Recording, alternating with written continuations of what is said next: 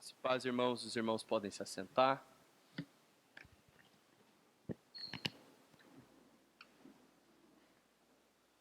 Eu gostaria de convidar os irmãos a abrirem suas Bíblias no Evangelho de Mateus.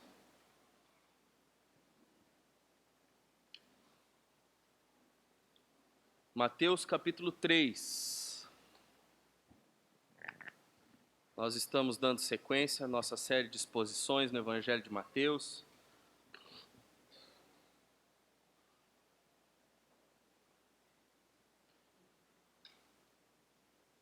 E hoje, irmãos, nós vamos finalizar o capítulo 3 do Evangelho.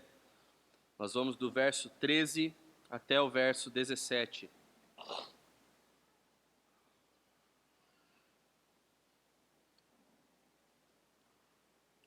Gostaria de convidar os irmãos a fecharem os olhos mais uma vez, curvarem seus corações diante do Senhor. Vamos pedir para que o Senhor nos ilumine nessa manhã, por meio de sua palavra. Senhor Deus, exaltamos a tua grandeza, o teu poder e o teu reinado, Senhor, por meio das nossas canções, porque de fato confiamos que este é o Senhor. E por sabermos, Senhor, que o Senhor reina poderosamente, nós pedimos ao Senhor que haja de maneira condescendente para conosco, tão limitados como somos. Que o Senhor possa iluminar as nossas mentes e os nossos corações para que sejamos transformados pelo teu bendito Evangelho. Que a tua palavra, Senhor, possa mudar os nossos corações para o louvor da tua glória. Nos guie, Senhor, no entendimento da tua bendita Escritura. Que o teu Espírito com poder haja nos nossos corações. Essa é a nossa oração, Senhor, a oração do teu povo, que reconhece a tua grandeza nessa manhã. Nós oramos assim em nome de Jesus Cristo, a quem amamos. Amém. Irmãos, num primeiro momento, nós vamos ler apenas o verso 15. Eu gostaria de convidar os irmãos a voltarem os seus olhos para o texto sagrado. Nós vamos ler Mateus capítulo 3, o verso 15. E assim diz a palavra de Deus, ouça com fé. Mas Jesus respondeu: deixe por enquanto, porque assim nos convém cumprir toda a justiça. Crianças, vocês nesse primeiro momento vão desenhar um rio. Desenhem um rio bem bonito. Irmãos, o que o batismo de Jesus nos ensina? Para onde ele nos aponta? Qual é a sua relevância para nós hoje? Provavelmente, se você tem um certo tempo de vida cristã, se você já passou algum tempo frequentando igreja, você já deve ter ouvido muita coisa sobre o batismo de Jesus. Alguns acreditam que o foco do batismo de Jesus está na importância do batismo em si mesmo, porque Jesus se batizou, todos nós devemos nos batizar. Alguns outros dizem, e eu ouvi essa recentemente, que no momento que Jesus se batizou, morreu o filho de Maria e nasceu o Filho de Deus, o que absolutamente é um absurdo sem tamanho. Outros tentam encaixar esse relato, uma instrução para a forma do batismo. Jesus foi batizado num rio, então todos nós devemos ser batizados num rio também. Água represada, os pecados voltam. O que o batismo do Senhor tem para nos ensinar, irmãos? Será que o batismo do grande rei tem somente estas coisas para nos dizer a respeito dele? Ou mais? Eu acredito, irmãos, que muito mais. Semana passada nós fomos apresentados a João Batista, o arauto do grande rei. João Batista começou seu ministério no Jordão, na região desértica do Jordão, onde ele pregava no deserto arrependimento por causa da chegada iminente do reino de Deus. aquele que tinha sido encarregado por Deus de anunciar a chegada iminente do Messias, a chegada iminente do reino de Deus sendo estabelecido entre os homens, agora se encontra com o grande rei a quem ele anunciava. Nós somos informados sobre esse encontro, o encontro do rei com o seu mensageiro. O que acontece no encontro de Jesus com João Batista, irmãos, é tudo menos superficial. É tudo menos uma única instrução a respeito de como o batismo deve ser efetuado. Nós devemos lembrar, os homens estavam vindo de todas as regiões, desde Jerusalém, para serem batizados por João Batista no Jordão. Mas aqui nós vemos um acontecimento incrível. O grande rei de todo o universo, o grande rei de Israel, o grande rei dos judeus, sendo batizado por aquele que anunciava arrependimento. Para o que o batismo de Jesus nos aponta então, irmãos? O batismo de Jesus nos aponta, em primeiro lugar, para a humildade do rei Jesus. E nós vemos isso nos versos 13 e 14 do texto que temos diante de nós. Em segundo lugar, o batismo do grande rei nos aponta para a missão do rei. E nós vemos isso no verso 15. E em terceiro e último lugar, o batismo de Jesus aponta para o reconhecimento recebido pelo rei. E isso nós vemos nos versos 16 e 17. Vejam, João Batista estava batizando no Jordão. Pessoas de todas as regiões em volta do Jordão estavam indo até ele, até que nós somos informados de uma ilustre figura que também vai até ele. E nós lemos então no verso 13 o seguinte, acompanhe comigo. Por este tempo, Jesus foi da Galileia para o Rio Jordão, a fim de que João o batizasse. Veja, irmãos, nós somos informados por Mateus que por este tempo em que João estava pregando arrependimento para os povos, pregando arrependimento para o povo de Israel, Jesus também se dirige até o Jordão. O texto nos diz enfaticamente que Jesus viajou com uma finalidade específica. Jesus foi até o Jordão, da Galileia até onde João estava batizando, especificamente para ser batizado por ele. Provavelmente, irmãos, João Batista estava desenvolvendo seu ministério ali no deserto por volta de apenas 6 meses. Fazia pouco tempo que ele estava pregando naquele contexto o arrependimento para perdão dos pecados.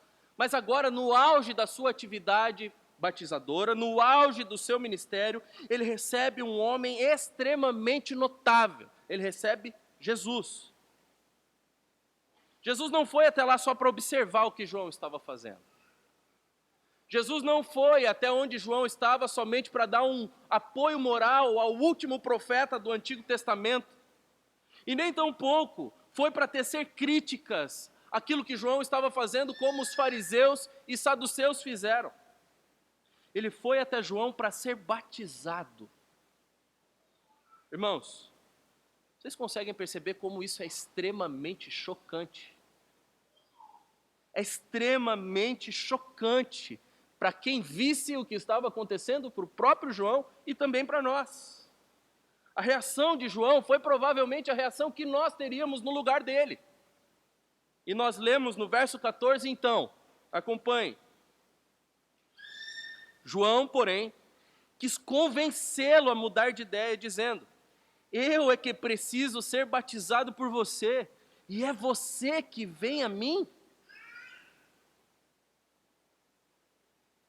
Foi um ato de grande humildade por parte de Jesus, irmãos. O fato de ele se oferecer para ser batizado por João. Foi um ato de grande humildade. Vejam, o batismo de João era um batismo para arrependimento dos pecados.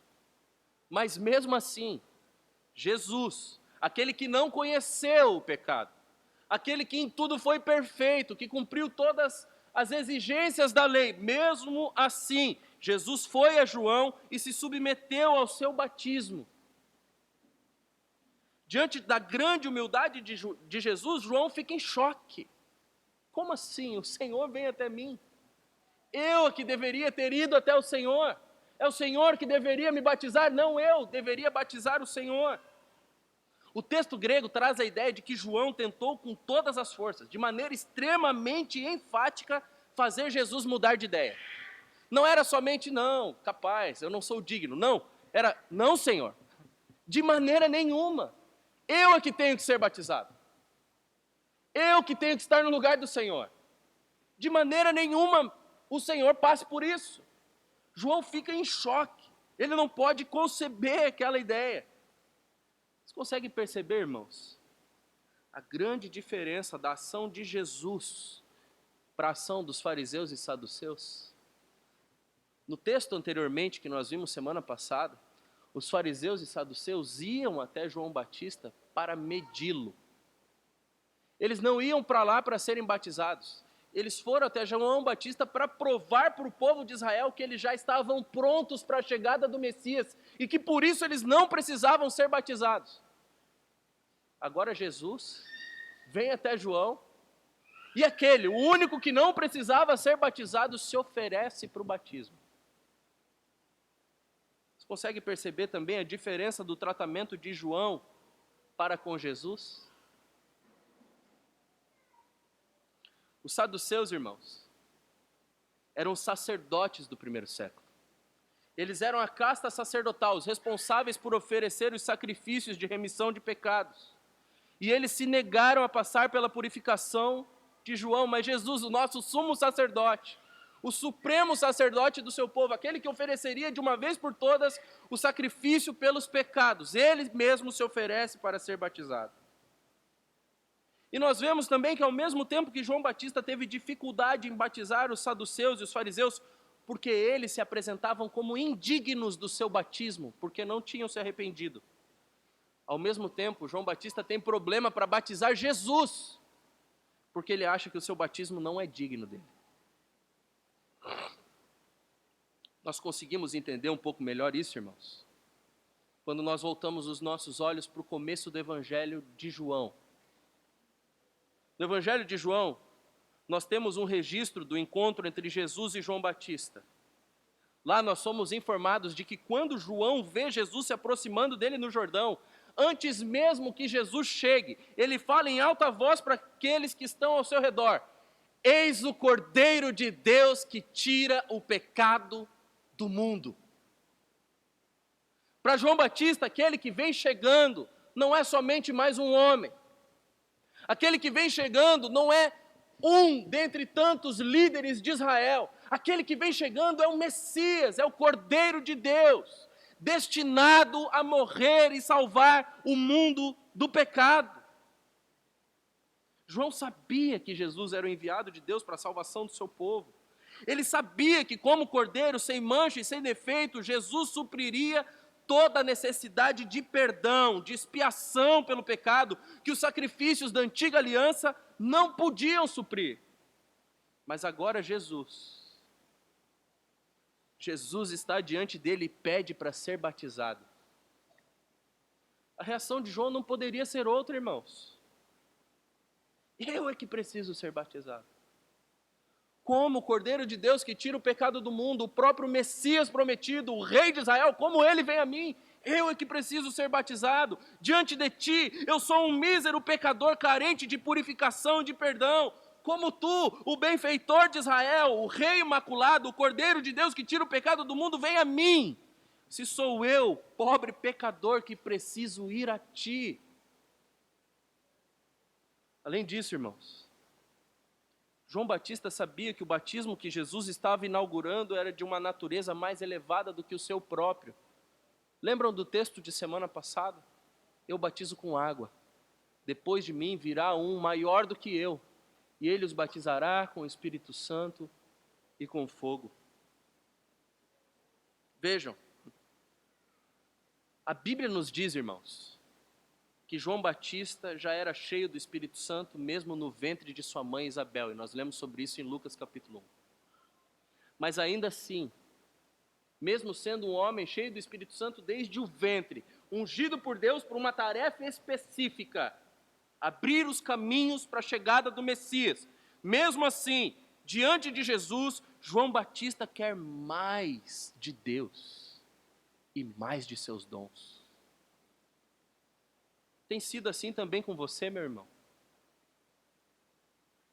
Apesar da graça da salvação, apesar das grandes bênçãos que Deus nos dá por fazermos parte do seu povo, apesar de tanta graça, tu também tem desejado mais da parte de Cristo?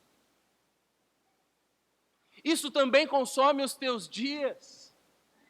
Diante do Senhor, tu continua achando que o que tu tem é pouco. Não é estranho, irmãos, que diante do nosso humilde Salvador, mantenhamos uma postura endurecida e orgulhosa, quando, sabendo o bem que nós devemos fazer por nossa vida espiritual, não o fazemos? O nosso Salvador fez uma longa viagem, irmãos, para vir até nós. Maior do que a distância que ele percorreu da Galileia até o Jordão. Muito maior. Ele saiu de sua mais profunda comunhão de amor no ser trino, da sua mais profunda comunhão de satisfação, de santidade no seio do Pai, com a presença afetuosa do Espírito, e se fez carne, veio na nossa esfera de existência manchada pelo pecado para nos salvar, e nós ainda damos desculpas esfarrapadas para não cultivarmos a nossa comunhão íntima com Deus, porque nós não temos tempo. Eu trabalho demais. Estou cansado. Não tenho tempo, pastor. Sabemos, irmãos, que os homens de Deus, chamados bem-aventurados pelo salmista, são os que meditam na palavra de Deus dia e noite. Mas orgulhosamente nós passamos dias e até semanas sem buscarmos alimento e satisfação na Escritura Sagrada, na palavra de Deus. O Salmo 119 nos diz que a única maneira de preservarmos puros os nossos corações é guardando a palavra do Senhor. Mas orgulhosamente nós gastamos o nosso tempo com qualquer outra coisa que não a comunhão íntima com o nosso Deus. Irmãos, nós precisamos, como João Batista, desejar mais do Senhor. Devemos lembrar com o Salmo 16 que o Senhor é a porção da nossa herança. E nada mais nesse mundo supera em valor aquilo que o Senhor Deus tem para nos oferecer em sua bendita palavra, em nossa comunhão íntima com Ele. Ao olhar para a realidade, irmãos, de que o Senhor do universo veio a nós, como João Batista, nós devemos ficar constrangidos e desejarmos ainda mais da sua presença, muito mais.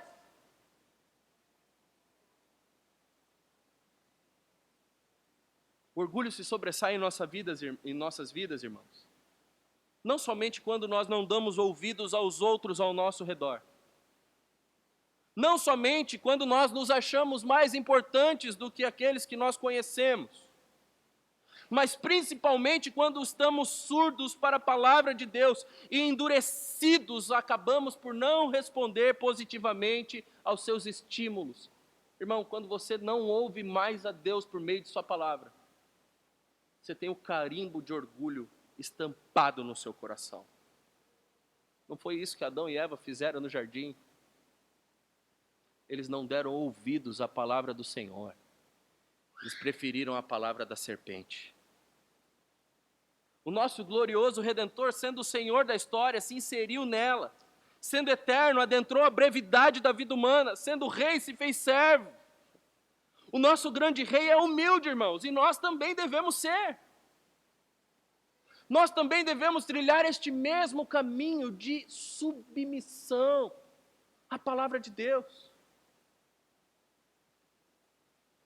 Crianças, agora vocês vão desenhar as margens do rio, em torno do rio, algumas pessoas. Vocês podem desenhar várias pessoas aí, as margens do rio. João, então, irmãos, chocado pela atitude de Jesus, tenta impedir Jesus de ser batizado. Jesus, por sua vez, responde a João de uma maneira convincente. E nós lemos no verso 15, acompanhe.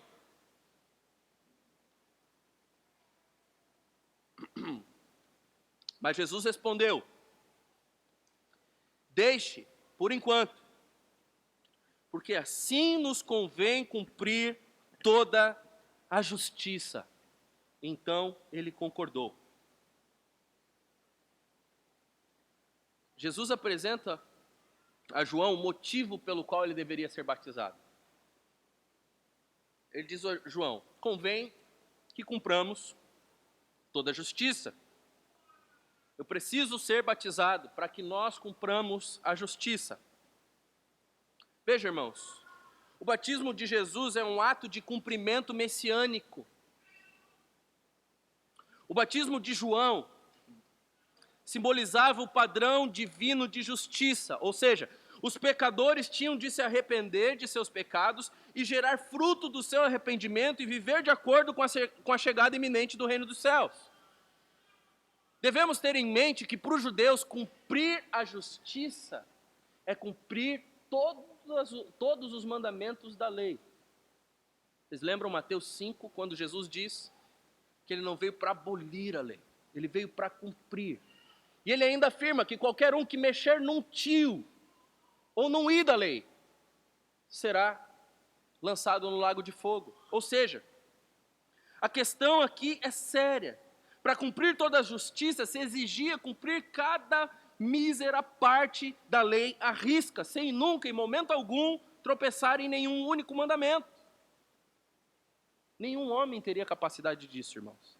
Nenhum homem teria capacidade de guardar a lei nesses termos durante toda a sua vida. Jesus, porém, não tinha nenhum pecado. Ele cumpriu toda a lei. Ele não tinha nenhuma necessidade de arrependimento, assim como os homens que estavam em torno do Jordão ouvindo a pregação de João Batista. O que ele faz então é declarar que ele vai cumprir a justiça requerida pelo batismo de João.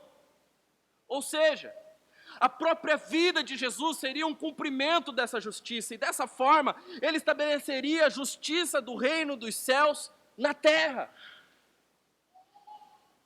Temos de ter em mente, irmãos, que um aspecto decisivo do ministério de Jesus é que ele veio como um novo Adão e como um novo Israel.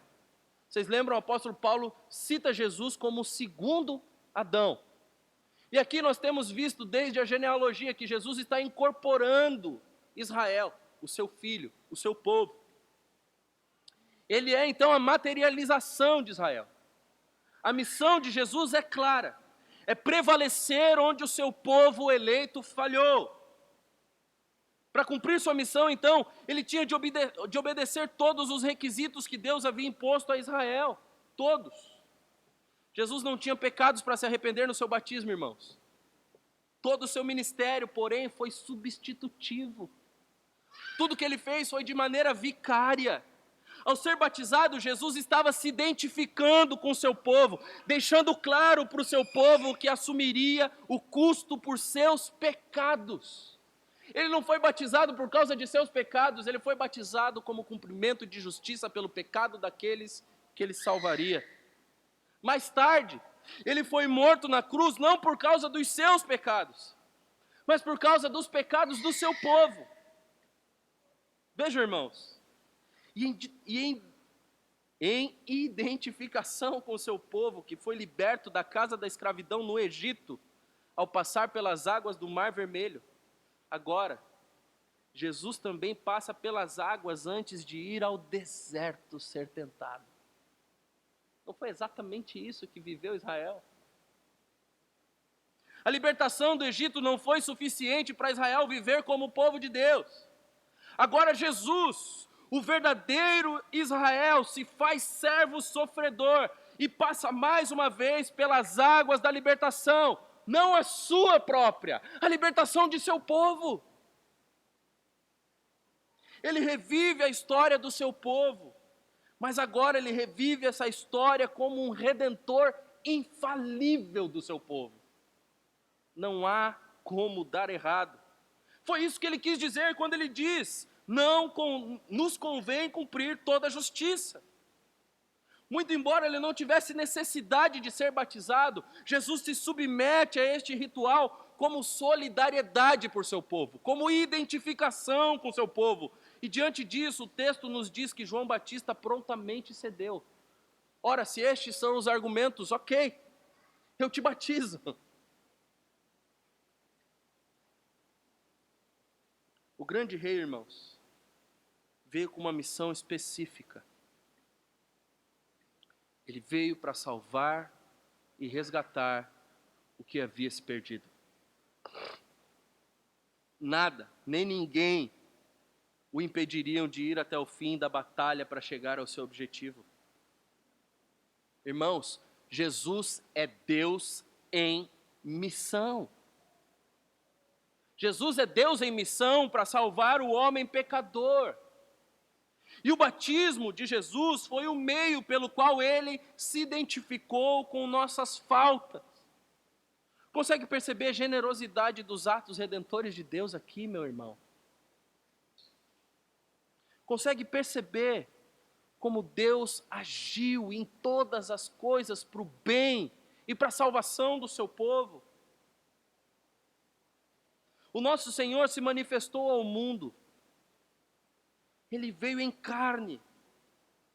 Houveram maravilhas sem fim nos cumprimentos das profecias sobre ele. E um profundo ato de completa condescendência e humilhação, ele se identifica conosco, com homens pecadores. Isso é extremamente relevante para nós, meus irmãos. É extremamente relevante para as nossas vidas. Em Cristo, nós temos Deus agindo em missão para salvar o seu povo. E isso diz respeito tanto à sua graça que está disponível para nós a todo instante, quanto ao seu chamado que é inquestionável. Por causa de sua graça disponível, nós fomos salvos. E por causa de seu chamado inquestionável, nós devemos nos unir a Ele em missão. A missão da igreja não é a missão da igreja, irmãos. É, na verdade, a missão de Deus. Deus é quem está em missão, desde toda a eternidade. Nós nos engajamos na missão de Deus. E damos seguimento àquilo que Ele já iniciou no Redentor.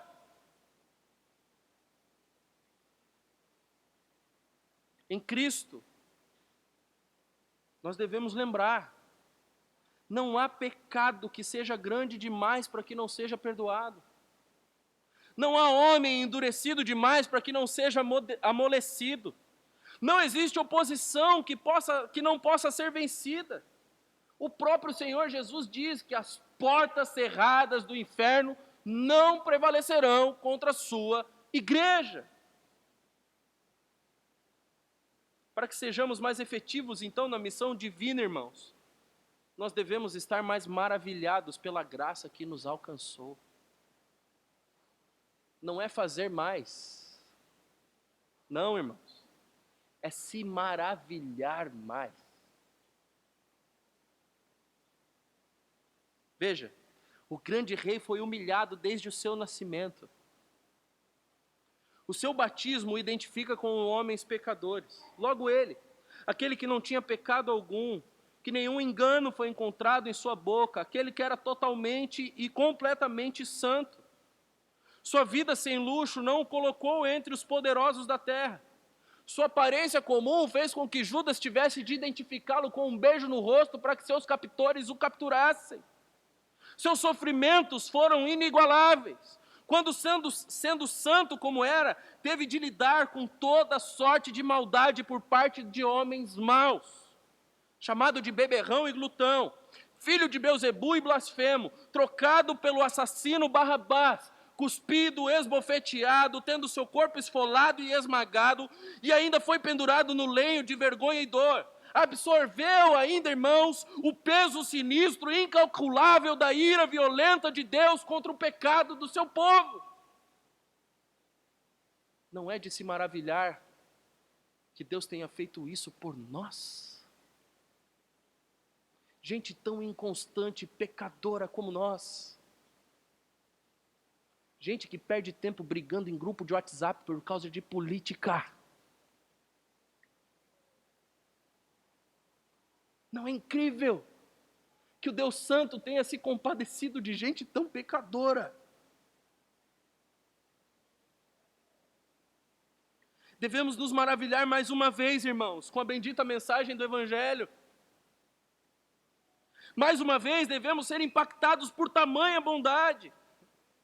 Então, como João Batista, prontamente devemos anunciá-la. Prontamente devemos nos engajar na missão de Deus e pregar o Evangelho para aqueles que estão perdidos. Devemos encarar a missão do Messias como a nossa missão. Nós não morremos por ninguém, irmãos, mas nós anunciamos aquele que morreu, mas que ressuscitou e vive eternamente.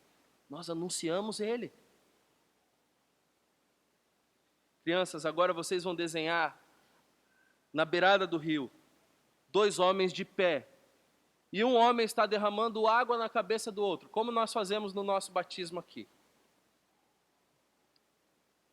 Em resposta ao batismo de Jesus e à declaração que ele deu a João Batista, irmãos, algo maravilhosamente significativo acontece. E nós lemos no verso 16 e 17 o seguinte: depois de batizado, Jesus logo saiu da água. E eis que os céus se abriram, e ele viu o Espírito de Deus descendo como pomba, vindo sobre ele. E eis que uma voz dos céus dizia: este é o meu filho amado, em quem me agrado. Jesus foi batizado, ele sai do rio e imediatamente os céus se abrem. Imediatamente os céus se abrem. O Espírito Santo desce sobre ele, repousa sobre ele. Irmãos, os céus que se abrem não foi um tipo de experiência meramente subjetiva no coração de Jesus. Jesus sozinho viu o céu aberto, não. Foi um evento público, um verdadeiro milagre. Ocorreu diante dos olhos de todos aqueles que estavam em volta, inclusive dos olhos de João Batista. Temos aqui, irmãos, um dos raros momentos em que o véu que cobre os olhos dos seres humanos, os impedindo de ver o interior das câmaras celestiais, foi removido. Um dos raros momentos. São pouquíssimos momentos na Escritura Sagrada em que os homens podem adentrar as grandezas celestes. Pouquíssimos. Como Ezequiel em sua missão, em sua visão no capítulo 1 do seu livro. Da mesma maneira que o véu dos olhos do servo de Eliseu foram abertos para que ele percebesse as hostes de anjos ao seu favor. A mesma coisa que aconteceu com Estevão durante sua execução. Que enquanto a corte terrena o assassinava, ele contemplava o santuário interno do céu e o Filho do Homem em pé à direita de Deus. Houve poucos momentos na história nos quais o véu que oculta a glória celeste da vista humana foi removido, irmãos. E o batismo de Jesus foi um desses. Foi exatamente o que aconteceu aqui. Conforme os céus se abriram, ele viu uma pomba descendo em direção à sua cabeça, indicando a unção do Senhor sobre o seu ministério. Aqui, irmãos, não é claro por que Deus escolheu a forma de uma pomba para representar o Espírito Santo. E nem significa que agora devamos representar o Espírito Santo como uma pomba. Não é isso que é o foco do texto. Alguns até fazem uma conexão aqui com a pomba que veio a Noé depois do dilúvio. A ideia é de que como um novo mundo se iniciava depois do dilúvio, agora finalmente o universo começa a ser renovado pela presença do Messias. Mas a grande realidade, irmãos, é que embora Cristo, nosso Senhor, seja totalmente Deus, 100% Deus, desde o seu nascimento, desde a sua concepção, ele também é totalmente homem. Ele também é totalmente homem. Embora não faltasse a ele a plenitude do ser, da natureza divina, como homem, ele tem suas limitações humanas. Como homem, ele sofre o que os homens sofrem. Frio, calor, dores.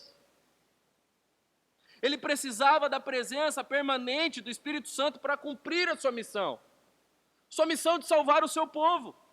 A sua natureza divina não precisava ser fortalecida, mas a sua natureza humana precisava da presença constante do Espírito de Deus, precisava da unção do Senhor. Então, irmãos, foi por ocasião do seu batismo que Jesus foi capacitado pelo Pai para o seu ministério terreno, em cumprimento às palavras do profeta Isaías 61, verso 1. O Espírito do Senhor está sobre mim. É importante também percebermos a ação trinitária nessa passagem. O Pai falou ao Filho. O Espírito Santo ungiu o Filho. E o Filho foi ungido e iniciado no ministério. Assim como os três membros da Trindade estiveram ativamente envolvidos na criação, todos eles estão também ativamente envolvidos nesse momento de redenção, onde a redenção dos homens está progredindo. Deus está trabalhando para o bem do seu povo em Jesus. Deus todo, o ser trino, Deus único. Tudo isso é maravilhosamente belo, irmãos. Mas não é tudo. Tão logo os céus se abriram e o Espírito repousou sobre a cabeça de Jesus, o silêncio celeste foi rompido. O silêncio celeste foi rompido. Deus fala diretamente dos céus para reconhecer o seu Filho diante dos homens. Vejam, se visões do céu são raras na Bíblia, irmãos, respostas diretas, audíveis do próprio Deus são ainda mais. Apenas 3 vezes no Novo Testamento a voz de Deus é ouvida. 3 vezes. E 2 vezes no Evangelho de Mateus. E em cada uma dessas vezes que a voz de Deus é ouvida no Novo Testamento, essa voz testifica sobre Cristo. Cuidado, irmãos, com as vozes que vocês acreditam ser de Deus que não falam de Jesus. Cuidado. Essa voz de Deus testifica que Ele está rompendo o silêncio e se revelando novamente aos homens. Foram 400 anos de silêncio da antiga e nova aliança, irmãos. Deus pessoalmente está se revelando. Esse é um claro sinal do alvorecer da nova era, a era messiânica. Em resposta ao batismo de Jesus, Deus enviou o seu Espírito para qualificar Jesus para a sua tarefa e depois anunciou do céu que Ele é o Filho amado em quem Deus, o Pai, tem o seu prazer, a sua alegria, onde Ele encontra o seu deleite. Essa afirmação divina, irmão, de deleite e aprovação, ecoa um texto do Antigo Testamento, Isaías capítulo 42, verso 1, onde lemos: Eis aqui o meu servo, a quem sustenho, o meu escolhido, em quem a minha alma se agrada. Pus sobre ele o meu espírito, e ele promulgará o direito aos gentios. Em Isaías, irmãos, Deus promete que colocará o seu espírito nesse servo para qualificá-lo para a sua obra messiânica e declara que esse servo é o seu escolhido, chamado em justiça para levar a salvação, aquela salvação que a aliança fala, aos povos do mundo inteiro. Esse servo descrito por Isaías deve ser identificado tanto como Israel, como também aquele que representa Israel, renova Israel e salva Israel. Jesus.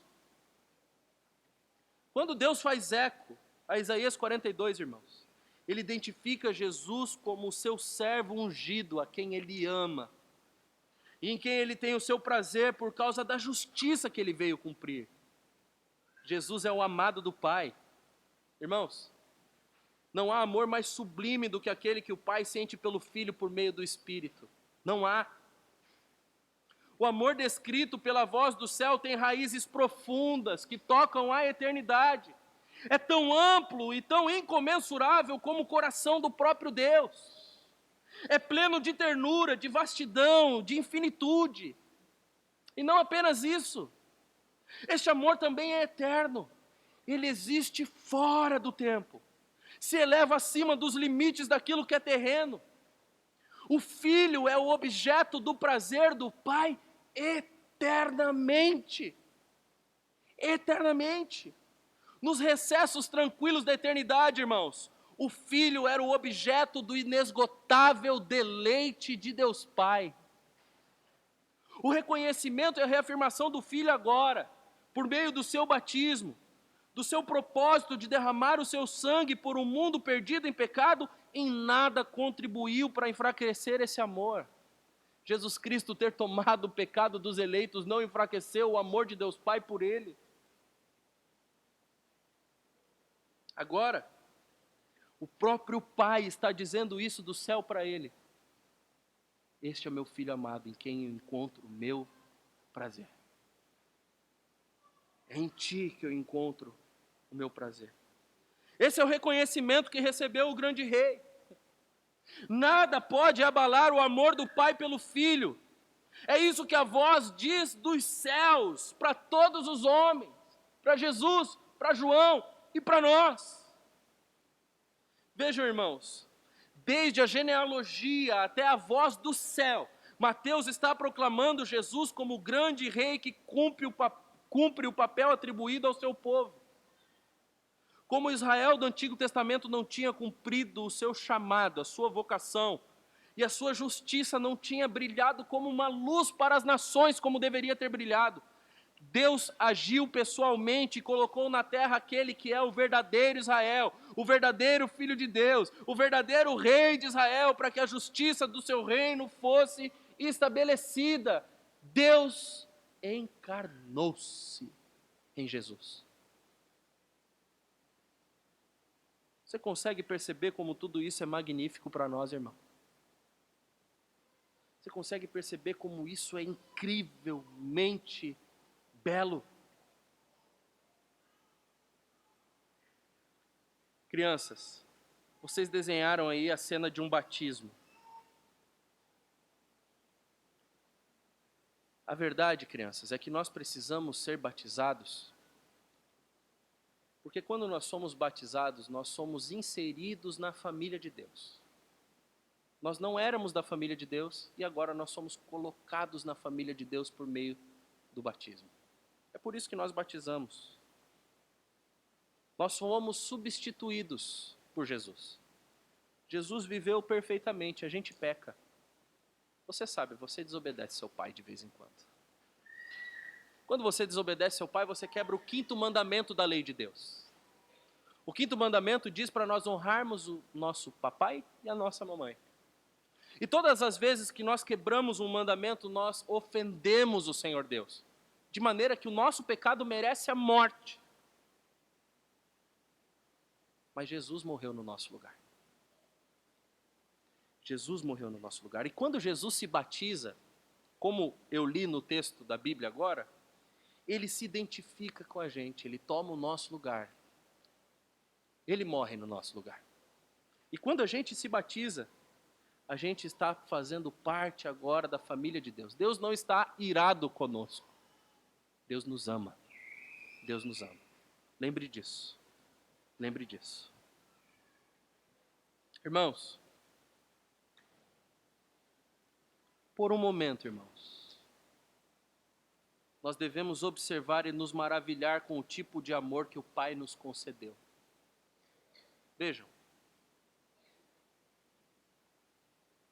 Ele nos entregou aquele que era o Filho do seu amor.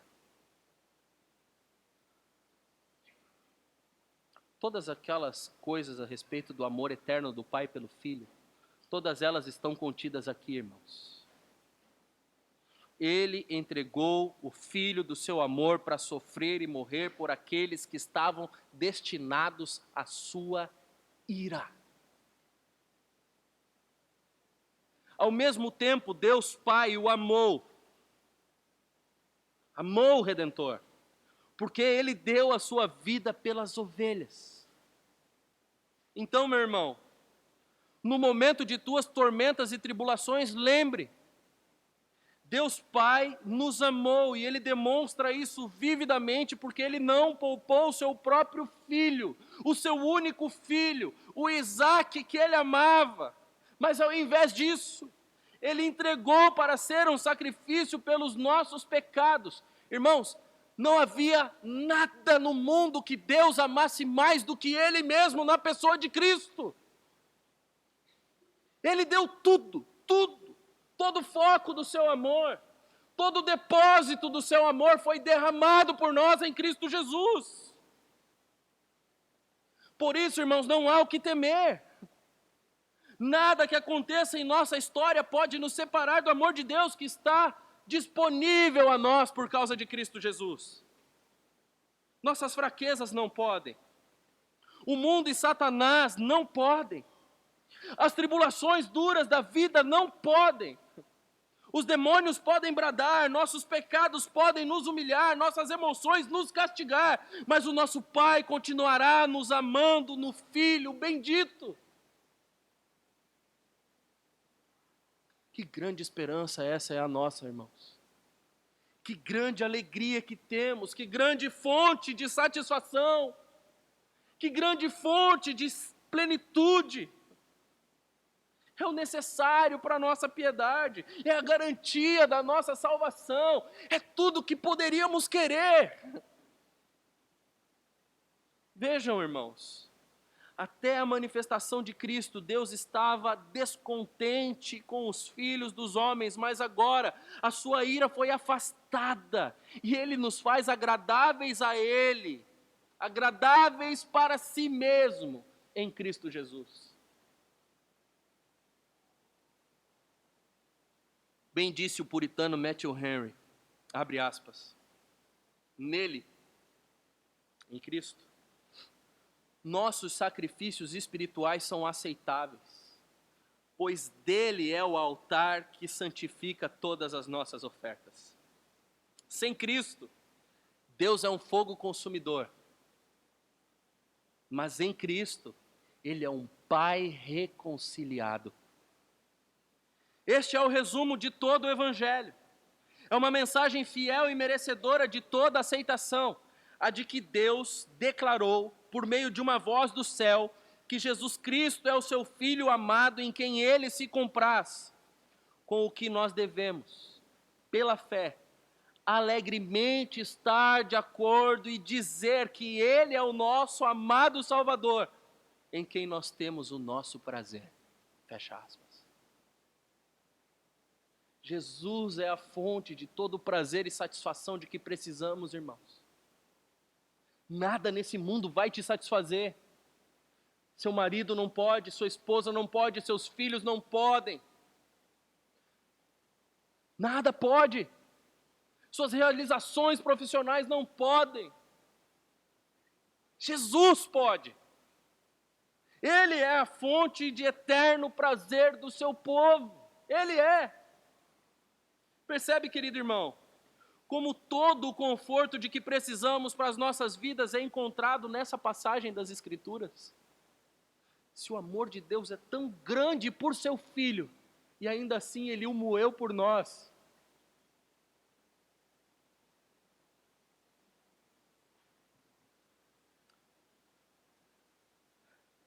Jesus é o amado Filho de Deus, irmãos, em quem Deus encontra todo o seu prazer. E este conforto é um conforto não somente para Jesus saindo das águas do batismo, não somente para João Batista ouvindo aquela voz. Esse é o nosso conforto, irmãos. Esse é a fonte de todo o nosso conforto. É o conforto para todos os filhos de Deus.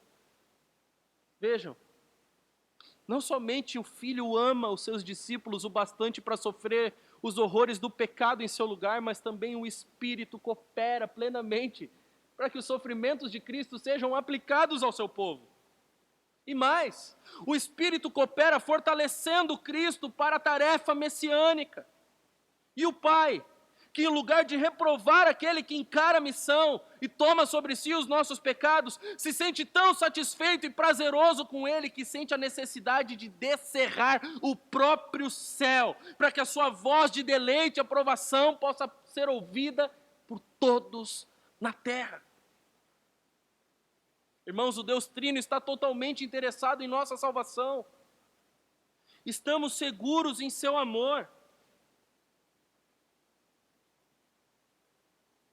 Confiados aos seus cuidados, guardados em seus afetos. E fomos convidados para as suas moradas eternas. O que mais nós poderíamos desejar deste lado da nossa existência? O que mais?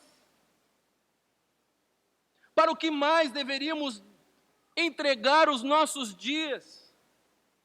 Onde mais deveríamos depositar a nossa esperança? No que mais poderíamos investir o nosso dinheiro? Em que lugar deveríamos pôr os nossos corações a repousar tranquilos, se não na maravilhosa verdade de que o amor do Deus Trino transbordou por meio de Cristo até nós e nos alcançou? Então depositemos, irmãos, toda a nossa confiança nos céus, onde não seremos decepcionados. Acumulemos lá os nossos tesouros, onde não seremos saqueados. Mantenhamos lá os nossos olhares para permanecermos maravilhados. Confiemos lá o nosso futuro e em nada seremos abalados. Confiemos em Cristo, meus irmãos. Em Cristo e nada mais. No nosso Redentor, em mais nada. No nosso Salvador, e mais nada. Que se abale a terra, que se abalem os reinos deste mundo. Nós vivemos por uma esperança que nos aguarda para toda a eternidade. Que se abalem céus e terra. As nossas moradas eternas estão garantidas porque Jesus é o Filho amado de Deus, em quem Ele tem prazer. Amém, irmãos?